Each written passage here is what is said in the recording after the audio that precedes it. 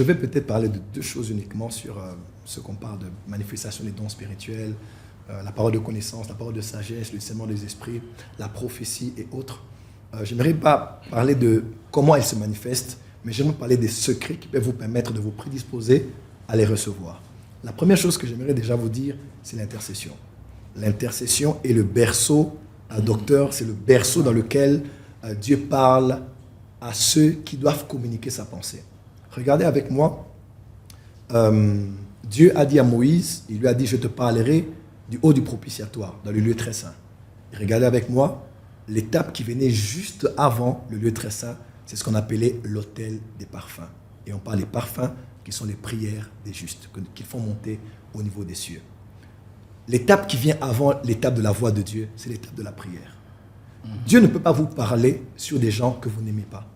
Il ne peut pas vous révéler des choses sur un peuple que vous ne portez pas à cœur. Il ne peut pas vous confier des secrets des gens intimes si vous ne les respectez pas, si vous ne les aimez pas, s'ils ne comptent pas pour vous. Dieu ne peut envoyer que quelqu'un.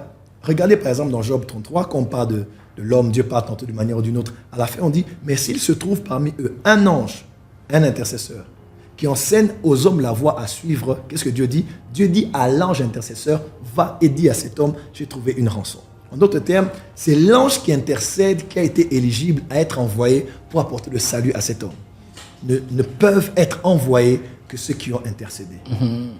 L'intercession, moi par exemple, la plupart de mes services prophétiques, je les prépare à la maison. Il y a des choses que Dieu me donne sur place, d'autres qu'il me donne à la maison.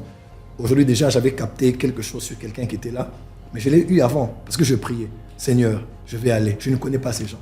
Tu connais leurs besoins, tu connais leurs problèmes, tu connais leurs soucis. Parle-moi, révèle-toi à moi, Seigneur. Et puis quand je reçois un nom, un prénom, j'insiste sur ça. Je commence à parler. Parce que l'intercession, c'est le berceau qui forme les prophètes de Dieu.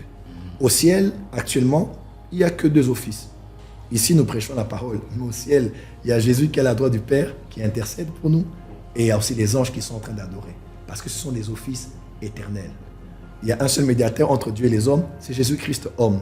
Quand vous lisez Ézéchiel chapitre 8, verset 1 et suivant, vous allez voir, l'ange a pris Ézéchiel et emmené Ézéchiel entre les cieux et la terre. Un prophète intercesseur n'est pas sur la terre et il n'est pas dans les cieux. Il est entre les cieux et la terre. Parce que Jésus n'est pas mort sur la terre ni dans les cieux, mais Jésus est mort entre les cieux et la terre sur la croix. Un intercesseur, c'est celui qui est au centre. Il comprend Dieu, il comprend les hommes. Il connaît les péchés des hommes, il connaît la sainteté de Dieu et il travaille pour les mettre ensemble dans la présence de Dieu. Un des secrets que je peux dire, docteur, c'est l'intercession. Si vous êtes à genoux pour les gens, Dieu vous parlera pour les gens. Parce qu'il ne peut pas vous confier les secrets des gens. Et même si vous êtes